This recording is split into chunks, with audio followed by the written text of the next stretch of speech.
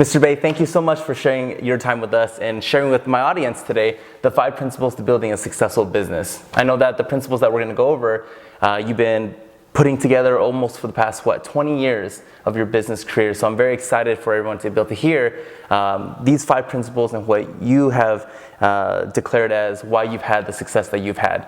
The first principle that you put together for us was focus. So I was hoping you could share with us, everyone knows what focus is, but can you give us from the definition of Mr. Danny Bay, what is focus? Focus,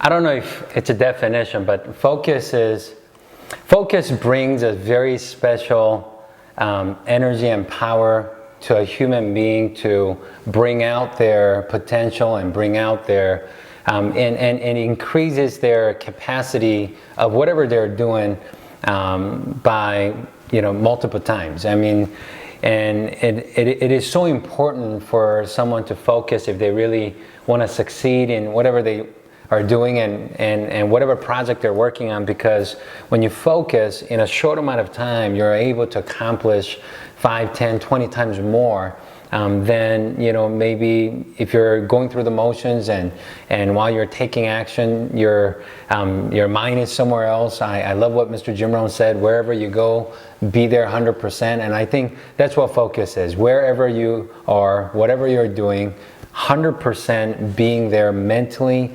physically, I think that's focus.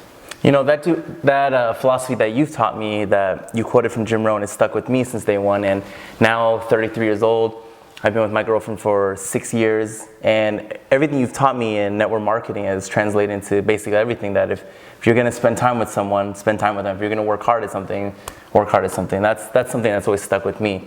So I love your first principle. The second principle is the importance of duplication.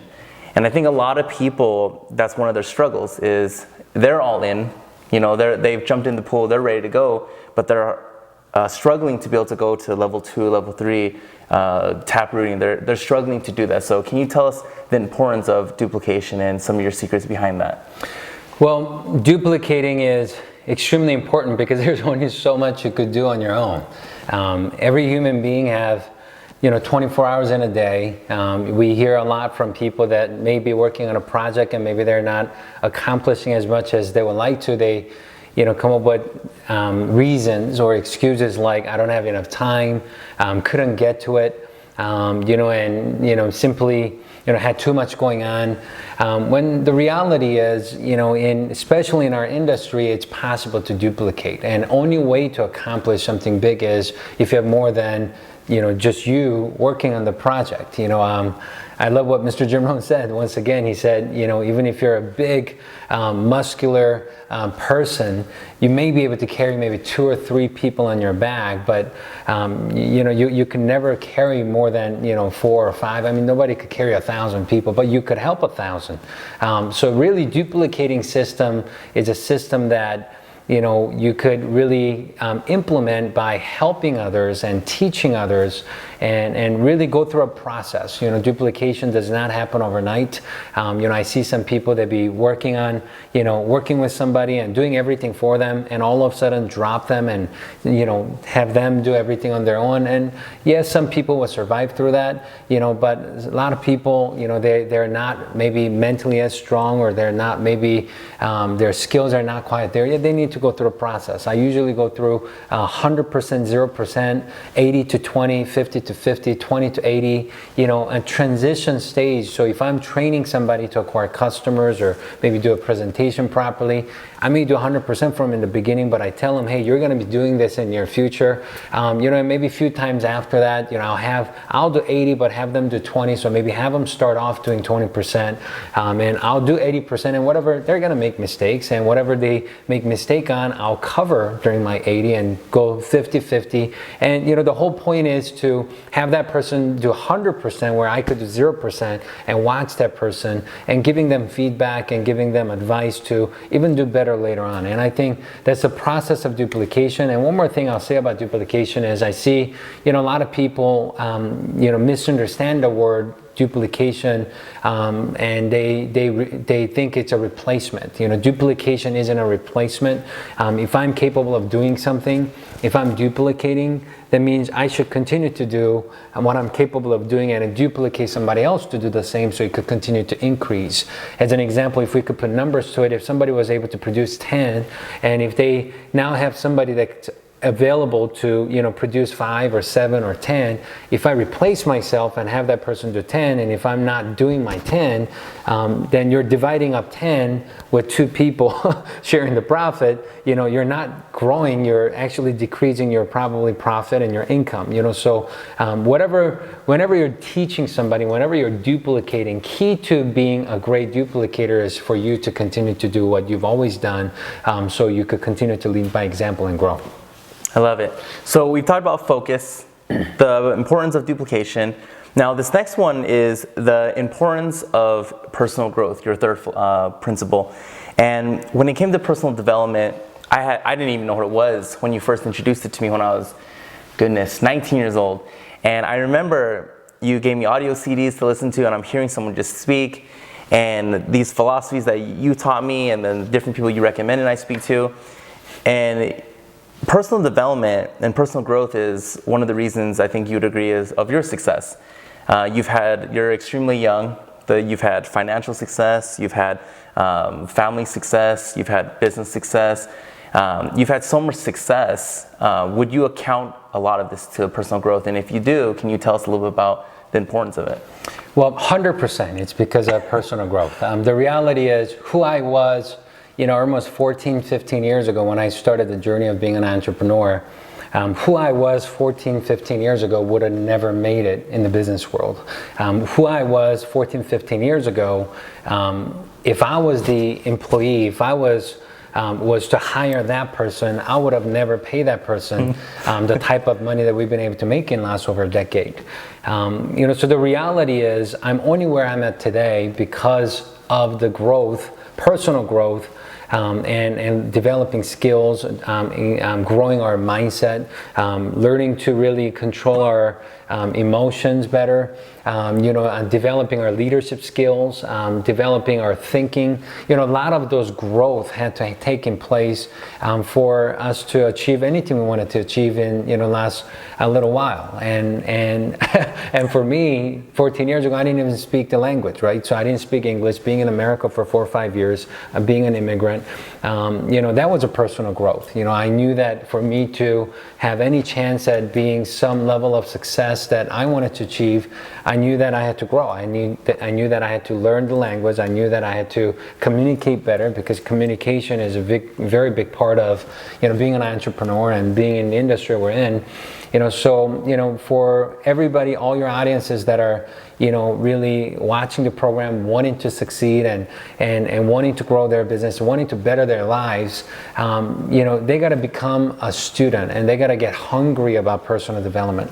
Maybe even 14 years ago, unless we physically went to a bookstore and bought a book or CD or tape or video, it wasn't easy to tap into the resources of personal development at the time.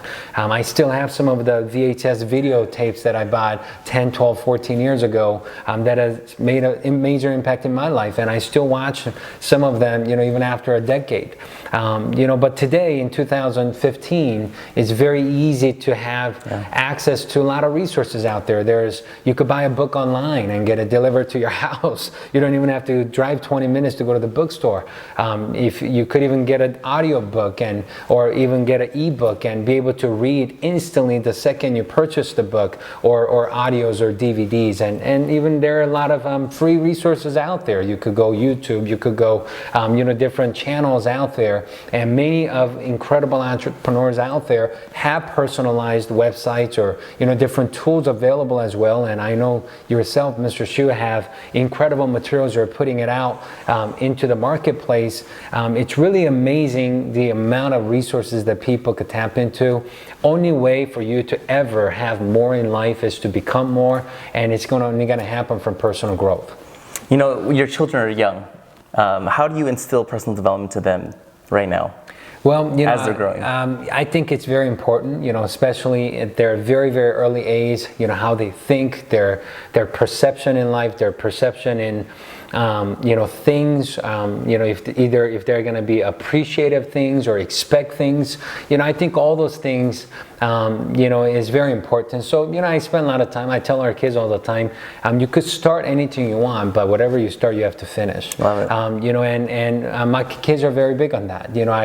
I don't care if it's a game or sports or studying, they just don't quit, and as a regular daily conversation, we talk about it all the time. Whatever you start, and they finish the sentence, never give up, so anytime that I know that he's having a hard time, after playing soccer for a while, I say, hey, are we going to give up? They don't give up, so in our daily lives, we try to practice a lot of these. I remember a couple years back when my daughter Alexis was, only 4 years old. We were out in the arcade at one of the hotels. We're playing this one game, and they had this little scissor thing where you control to cut this little rope, and it had a little Minnie Mouse iPad camera that you could win as a prize, and we're playing it. It's like $1 per game, and it took like 8 tries to even get the scissor at the right place to touch the rope. And after touching the rope one time, I realized it didn't cut, and I read a fine print at the bottom. It says it may take few cuts to actually cut the rope, and I looked at my daughter and I said, okay, we tried it several times. What do we do? She said, you never give up. Whatever you start, you have to finish. I've tried it 84 times. I've spent $84 to get that thing down. But to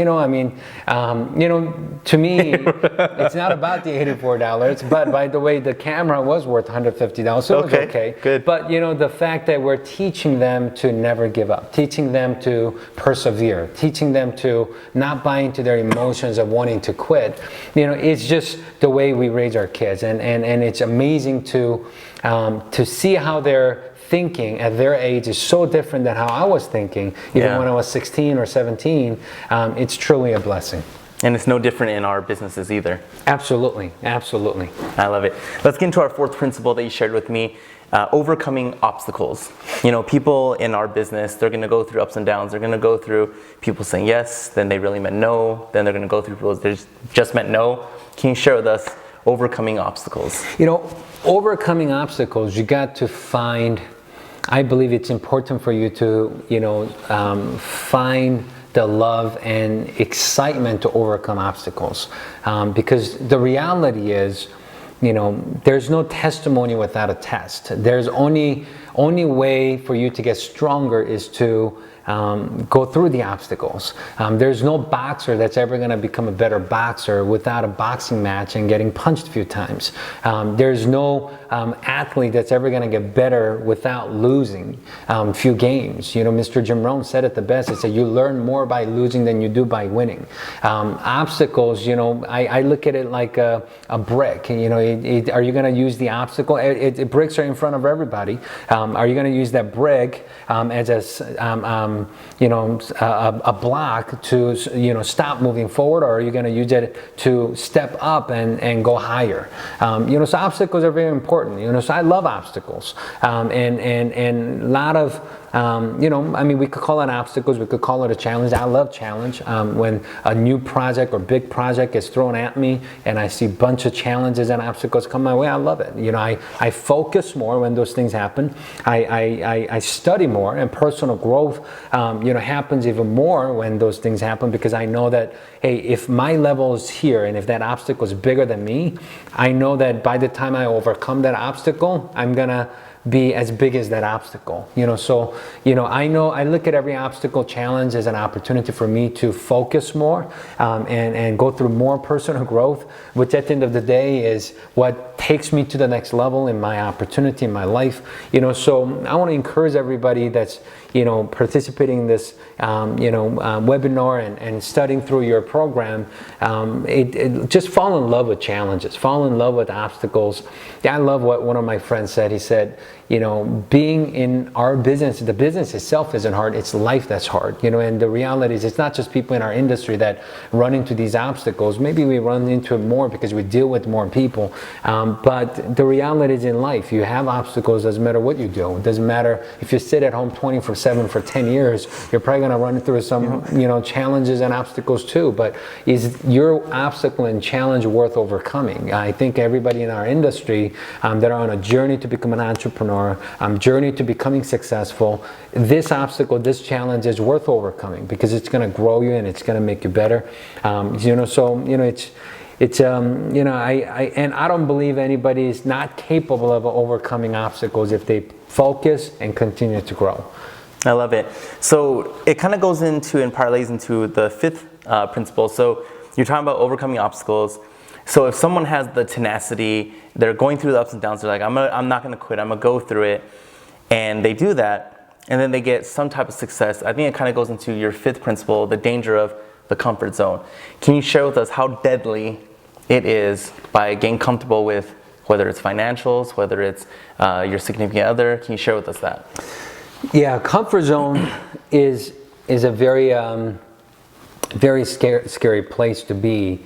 I believe the biggest killer of great success, great level of achievement, is good success, because people get comfortable, and comfort zone people fall into because of the word familiarity. People get familiar. A good example is if somebody bought a brand new car, maybe they've been wanting for a long time. They get the car, they're making sure that everything's clean. They see little dot on something, dirt on something, they'll grab a cloth or something, they'll wipe it down and make sure it's shiny and it's clean. Couple weeks after having the car, if they park somewhere and they come back to the car and they see a little scratch, man, that feeling of, they're going crazy. I'm like, oh my gosh. But after a few months, people get familiar with that car that they've been dreaming about for years, and whatever. If there's a couple more scratches, whatever. If it's dirty, it's whatever. So people get familiar. They do that with people. Somebody they fall in love with. They were dying to just even hold their hand. They were dying to just even go to dinner or movie with that person, and finally get to be with that person, date and get married and be together for years. If you don't be careful, it's easy to fall into that comfort zone where somebody that you were anxious and had such a high emotion just to be next to that person and hold that person's hand.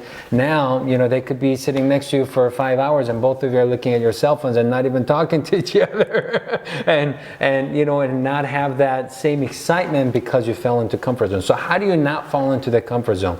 Don't get familiar with what you have. And one of my mentors taught me this. He said, how you do that is you got to trade your expectations for appreciation. He said, instead of expecting all the time, appreciate everything you have all the time. And if you could do that and continue to grow.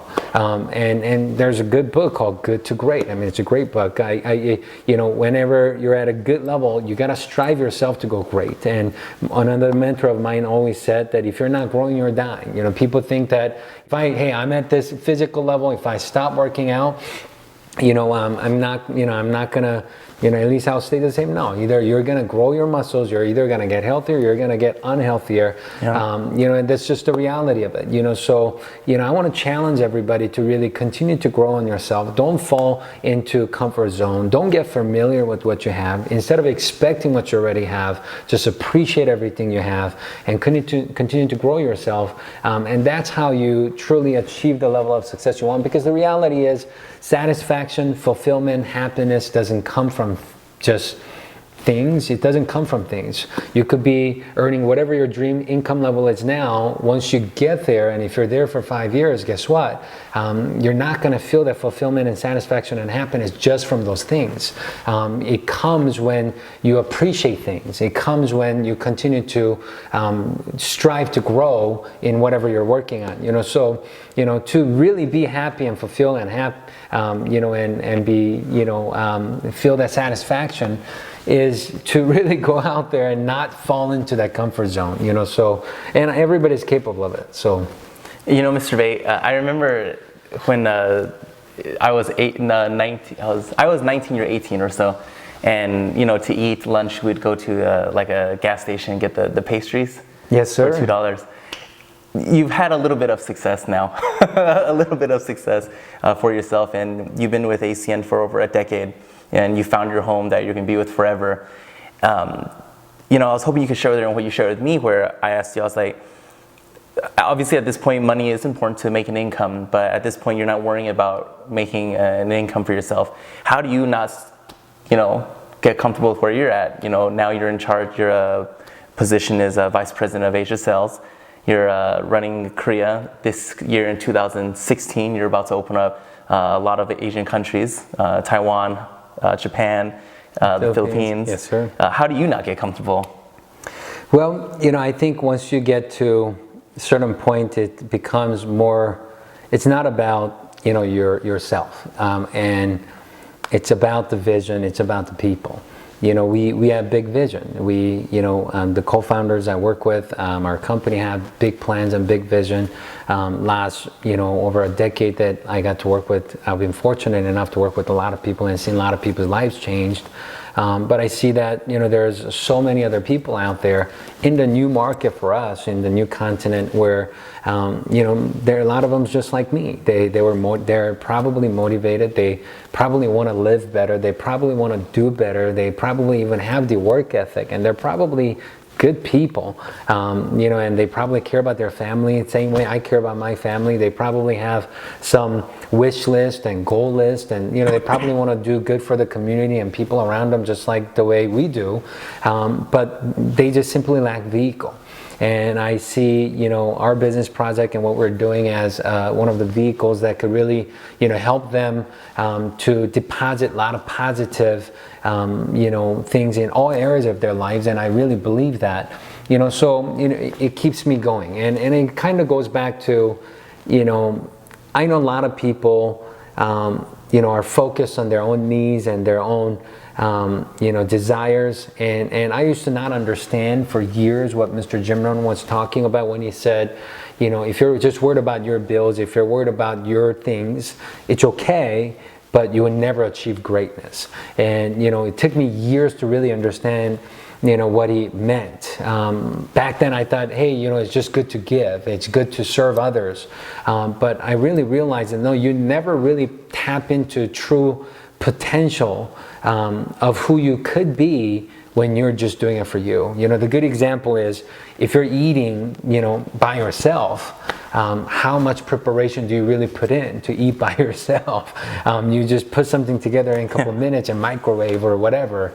But what if somebody you truly care, somebody you really want to impress, somebody you really love, if you invite them over for dinner, how do you prepare that meal? All out. Yeah, all out. Maybe even spend a couple of days preparing it, or go to multiple different stores and spend hours and making sure it looks nice. And after putting the food on the plate, you probably even grab a towel and just wipe the surrounding to make it look presentable, and use the best knife and fork and everything you have. Why? Because you're doing it for somebody else. We truly perform the best when we're doing it for others. When we do it for people we care, when we do it for the masses and for the vision, we truly tap into that greatness potential that we all have. And that's why I do what I do. We haven't even begun yet. I'm still young. I'm 32 years old. I see next 10, 20 years of doing some incredible things and being a little part of helping a lot of people to change their lives. I love it. And that really goes into what you taught me about thinking big, versus thinking small. Mr. Bay, your website has garnered an overwhelming amount of people, all your fans, and a lot of people in not only just ACN, but marketing in general have been asking questions. So we pulled a few of them from your website. So I wanted to ask you these questions so we can answer these. All your fans are wondering. So the first question I wanted to ask, sir, Mr. Bay, I am also struggling with talking to people with warm market. Is there a way or just an idea that you may have to make this feel more comfortable? Well, you should feel comfortable talking to a warm market. You probably know them. That's why we call them warm market.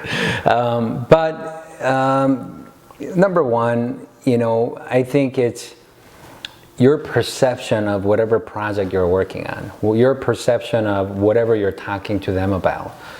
You have to be more confident in, and you have to do it for them, not for you. I mean, if I'm trying to get something out of somebody, that conversation is never comfortable. It doesn't matter if they're a stranger or it doesn't matter if they're my best friend.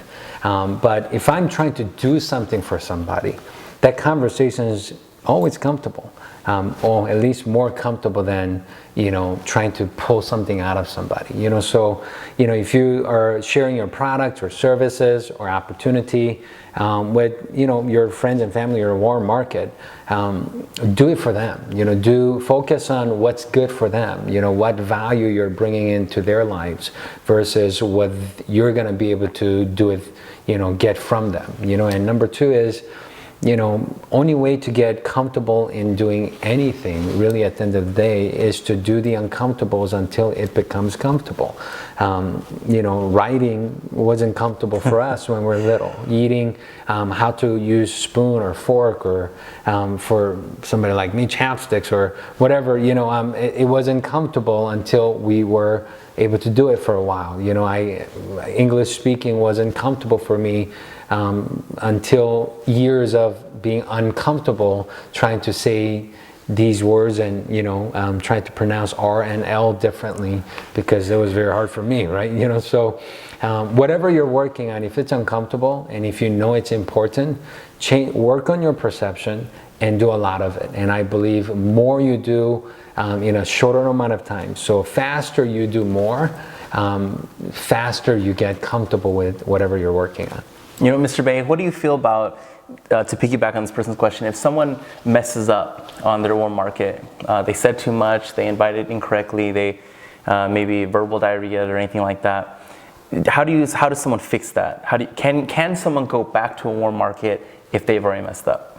Well, I think if they're sharing their product or services or their opportunity with their warm market friends or family, first thing is you got to ask yourself, are you in it for the long haul? Are you just working on this for the next 30 days, or are you going to be here 5, 10, 20 years from now? Probably many of the audiences are part-time, part-time around your current, schedule of job or business projects that you have going on. If you really are believing in this products and services and in it for the long haul, who cares if their response today was, no, because you're gonna be in it for the long haul. So if that's so, here's the way I look at it. Products or services or opportunity, the number one attraction for your warm market is changes that's going to be happen to you. My dad started supporting my business after the first couple of years just because he saw changes in me. Not necessarily the income or lifestyle or car or anything like that. It was, he saw changes in me. He saw me being more positive than before. He saw me being more mature than before. He saw me, talking different. He saw me dressing up better. He saw changes in me, and that's what attracted him to be the biggest fan and supporter of what I do. So if you have warm market and maybe you messed up by what you said, that was what you said, but show them with improvement in you. Go through personal growth, focus on your project and create great results and get better and become better, so it could attract your friends and family to either support you or partner up with you or participate. That's their choice, right? But at least you're doing your part by giving them attraction to see you better and see you differently. I love it. This next question, sir. Mr. Bay, what is your advice on how to find people that will stick with you in business and have long-term vision? Well, if you're looking for, business partners, customer getters, and maybe partners to work on your project long-term with you, the best advice is, number one, become the best leader you could be. Continue to grow yourself. I know I keep saying you got to focus and personally grow. You gotta grow yourself as a leader and become an attractive person. Not maybe, out appearance as much as we can as well, but really who you are, your leadership skills, your leadership type, your personality. Work on it to make it more attractive, and have the right vision. Is the vision all about an individual? Is the vision about, for a good cause? Is vision bigger? Is vision big enough for a lot of people to participate with you long term? I know some entrepreneurs, their vision is so small, it's only about that person, them individual doing well. So vision isn't big enough for a lot of people to participate long term with them, right? So ask yourself, do you have the right big enough vision? And after that, really, at the end of the day, we don't make decisions for other people. It's their choice. It's their decision. So you got to sort through enough people to find the right people that would be able to work with your personality. Yep. And work with you long term and have that long term vision. But in my experience, better you become, better people you attract. So continue to work on yourself and go sort. And you can't make leaders, you can't make partners, you just find the right ones at the right time. It's amazing. We just went over the 5 principles that you put together for a successful business. We've only gone through 3 questions, and you can hear that your answers, there's nuggets of each of your principles within your answer, because that really is the philosophy that you live by. Yes, sir. All right, let's talk about this. Mr. Danny Bay, coming in from Canada, what characteristics do I need to build a strong team? What do you suggest as a way I can get more team spirit to keep people working? Well, number one, characteristics. Number one, the most important thing in my opinion is have high integrity. If you say you're going to do something, do your absolute best to follow through. Always, put your people first, and be honest with people. Mr. Bay, can you share with us, what does that actually mean, put your people first?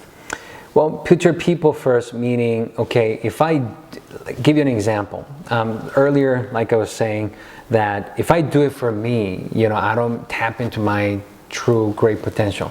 As an example, like tonight, I'm going to be jumping on a plane. I'm going to be flying 13 hours. I land at 6 a.m. Airport's about an hour away from the city. I'm going to go to my place, get ready. In Korea. I'm going to go straight into, office by probably 8:30, right? And I have events set up for the day I arrive. So now, if I think about me, which I know that I'm not tapping into my true potential and I'm not that effective when I do it for me, as soon as I land, if I think about me, there will be... Take a nap. Yeah, I'm tired. I just flew 13 hours. People understand if I just, whatever. But here's where I look at it. How about the people that just found out about our opportunity? How about the customers that just became our customer in the last 24 hours? Yes, it's another day for me, but it's their first day. It's their first week. It's their first month. What if there are some people out there that are looking for that tip? They're looking for that advice. They're looking for that message, and they're looking for that inspiration or ideas that they needed it that day, because if they don't get it that day, maybe they were going to give up the next day on their journey of, whatever they want to become, right? So, when you think of your people, when you think of vision, when you think of your team, before you think about the circumstances or emotions of yourself, you perform better, you do it for the people, and everybody wins. So that's what I mean by putting people first. Right. And so those are characteristics that I would highly recommend that people have, and making your team more productive, making your team, perform better. It's just always leading by example from the front, and teach people to focus. We're talking about the first principle earlier of focus. It's amazing.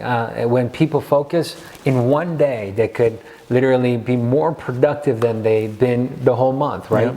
Good example is somebody, maybe has a messy house, and every day it's getting messier, and a time goes by, a month goes by, their house isn't clean, and boom, they get a phone call saying somebody they care, they love, they want to impress. 20 minutes away from your house, I'm in the neighborhood, I'm going to swing by. What happens? In 20 minutes, they could clean up the house. They couldn't clean up for 30 days, right? So when they focus, they could accomplish a lot. So you got to teach people to focus. You got to teach people to grow. You got to teach people to fall in love with challenges. And really, I'm thankful for a program like your program, because what you're doing to teach people around the world that are tuning into your channel through your books as well as your videos. It's absolutely amazing, and I believe people could just plug in and stay dialed in to your online channel as well as your books as well, and encourage your team to do so as well. It's going to continue to challenge them and grow them, and this is beautiful. You always taught me in network marketing that the last day of the month, it's amazing how certain leaders, because they focus on that last day, can do just as much production. How many customers they got, how many new business partners that get those customers they get. They can do more than that one day than they did the first 30 or 29 days. Yes, sir. It's very true. I mean, it's amazing. And big performers in life, they master how to focus like that every day. And that's why some leaders could produce 30 times more than some leaders that only focus one day a month. I know some people, they focus like that 4 times a day, right? Of course their productivity is going to be almost 120 times more or 90 times more or 120 times more than people that only focus once a month, and some people never even focus whole month or a whole year, and in few more weeks we're going to be going into a new year. Is that crazy how fast? And so many people focus new year, January 1st or first week of the year. You should live like that every day of your life, and your life gets more exciting. I love it. All right, this question comes out of Nashville, Tennessee, United States of America. Mr. Bay, longtime fan, love your trainings. How can I make sure my team is happy and hitting their goals while not forgetting about leading by example? Well, I don't know if that question kind of makes sense, because only way to hit their goal and be happy is if they're leading by example. So I think if you lead by example, you're going to hit your goals. You're going to be happy. Usually the most frustrated people in corporate America are managers and executives. Why? Because they're trying to manage. And when you manage, you get frustrated. Why? Because you have to depend on other people for results. My mentor said that there's nothing more frustrating in life than wanting people to do what they're never going to do. When you lead by example, it's you performing. You could control your activities. You could control your appointments. You could control the amount of customers you're going to get. You could control the time you wake up. You could control the time you go to bed. You could control how many people you talk to. So because of that, you'll be happier and you'll be more productive. You have a lot more energy. So whoever you're out there, your people will always do better and be happier if they are always leading by example instead of trying to manage people. I love it. Mr. Danny, this last question is for me. It was just the Back to the Future Day, where that movie where Marty Mcfly just came finally to October 21st, 2015. So I wanted to ask you, if you could go back in time, and I have asked you this question before, and you always say that, well, you wouldn't change anything, because if you did, then some of the things that wouldn't change. But maybe if you can give yourself one key advice to yourself when you first started, when you were 18 years old, what do you think that advice would be? Yeah, if I could go back and talk to 18 Danny Bay, and knowing what I know and seeing experiencing all the things I got to experience, I'll tell myself focus and appreciate, and I'll tell myself it's worth it, because the reality is, I'm sure many people out there are the same. We all go through those emotions of, hey, am I really capable? Is it, can I really do this? Or is it really worth it? Is there really a light at the end of the tunnel? Those things go through people's mind, including myself. So I'll just tell myself, when you focus, it's easier to go through it. When you focus, you could shorten the time of struggle. And and tell myself it's worth it. So it gives me more hope and more excitement to run faster towards the end results. So and I want to say that, share that message to everybody that's watching. I know a lot of people have goals and dreams. You probably have a lot of people that you love and care that you want to take care of. You probably believe in the project that you're working with. And I want to just encourage everybody to focus and continue to grow yourself and fall in love with these challenges and really remind yourself why you started. Focus on your why and continue to think big and bigger and bigger and bigger, and don't fall into that comfort zone because you deserve it. You deserve it. Your family deserve it. You are capable, and you could totally make it happen. I love it. Mr. Duangbe, thank you so much for your time, sir. Thank you, sir. Thank you for having me.